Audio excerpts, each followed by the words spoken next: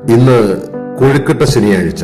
ലോകമെമ്പാടുമുള്ള ക്രിസ്ത്യാനികൾ കൊഴുക്കട്ടയുണ്ടാക്കി ഈ ശനിയാഴ്ച ആചരിക്കുന്നു. 40 ദിവസത്തെ നോമ്പ് കഴിഞ്ഞ് 10 ദിവസത്തെ പീഡാനുഭവത്തിന്റെ ആഴ്ചയിലേക്ക് കടക്കുമ്പോൾ ആ 40 നോമ്പ് മുറിക്കുന്നതിന് വേണ്ടിയിട്ട് കൊഴുക്കട്ട ഉണ്ടാക്കുന്നു. കൊഴു എന്ന് പറഞ്ഞാൽ മഴു എന്നാണ് അർത്ഥം. ആ 40 നോമ്പ് മുറിക്കുന്നതിന്റെ ഭാഗമായിട്ടാണ് കൊഴുക്കട്ട ഉണ്ടാക്കുന്നത്. ബഥാനിയിലെ ലാസറിന്റെ ഭവനത്തിൽ മാർത്തയും മറിയയും കർത്താവിനുണ്ടാക്കി കൊടുത്ത ഒരു പലഹാരത്തിന് ഈ കൊഴുക്കട്ടയോട് സാമ്യമുണ്ട് എന്ന് പറയുന്നു.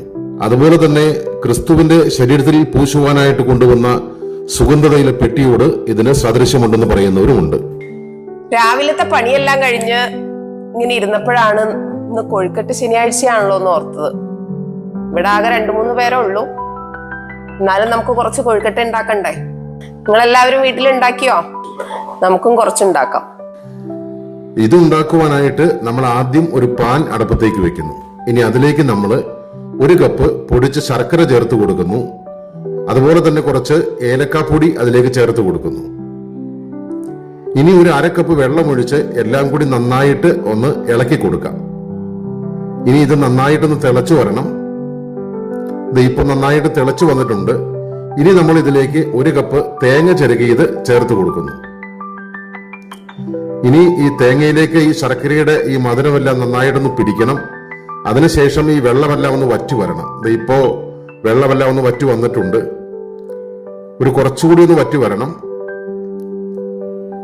ഇനി നമ്മൾ ഒരു പാത്രമെടുത്ത് അതിലേക്ക് കുറച്ച് വെള്ളം ഒഴിച്ച് അതിലേക്ക് കുറച്ച് ഉപ്പ് ചേർത്ത് അതുപോലെ തന്നെ കുറച്ച് നെയ്യ് കൂടെ ചേർത്ത് തിളച്ചു വന്നു കഴിയുമ്പോൾ ഒരു 2 കപ്പ് അരിപ്പൊടി അതിലേക്ക് നമ്മൾ ചേർത്ത് കൊടുക്കുന്നു.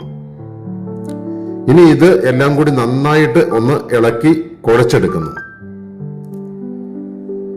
ഇപ്പൊ ഒരുവിധം നന്നായിട്ട് കുഴഞ്ഞിട്ടുണ്ട്. ഇത് പോരാ, നമുക്കിത് പുറത്തെടുത്ത് വെച്ചിട്ട് വേണം നന്നായിട്ട് കുഴച്ചെടുക്കുവാൻ. ഇനി നമുക്കിത് പുറത്തേക്ക് വേറൊരു പാത്രത്തിലേക്ക് മാറ്റിയെടുക്കാം.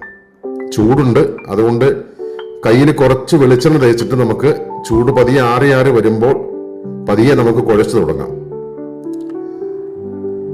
ഇപ്പൊ അത്യാവശ്യം നന്നായിട്ട് കുഴച്ച് കഴിഞ്ഞിട്ടുണ്ട്. ഇനി നമ്മൾ ചെയ്യുന്നത് ഇതിന്റെ ഒരു കുറച്ച് ഭാഗം നമ്മൾ അടർത്തി എടുത്തിട്ട് ഒരു ഉണ്ട പോലെ ഉണ്ടാക്കിയെടുക്കും. ഇതുപോലെ ഇതുപോലെ ആക്കി ഇതിന്റെ നടുഭാഗം ഒന്ന് കുഴിച്ചെടുക്കാം. നമുക്ക് ഒന്ന് പരത്തിയിട്ട് നടുഭാഗം ഒന്ന് കുഴിച്ച് നമ്മുടെ തേങ്ങ അതിലേക്ക് വെച്ചു കൊടുത്ത് ഇനി നമുക്ക് പഴയതുപോലെ തന്നെ ഇതൊരു ഉണ്ടയാക്കി മാറ്റിയെടുക്കണം. ഇനി ഇതൊന്ന് ആവി കയറ്റി വേവിച്ചെടുത്താൽ കൊഴുക്കട്ട റെഡി ആയിട്ടുണ്ട്. ഇന്ന് കൊഴുക്കട്ട ശനിയാഴ്ച. ലോകമെമ്പാടുമുള്ള ക്രിസ്ത്യാനികൾ കൊഴുക്കട്ടയുണ്ടാക്കി ഈ ശനിയാഴ്ച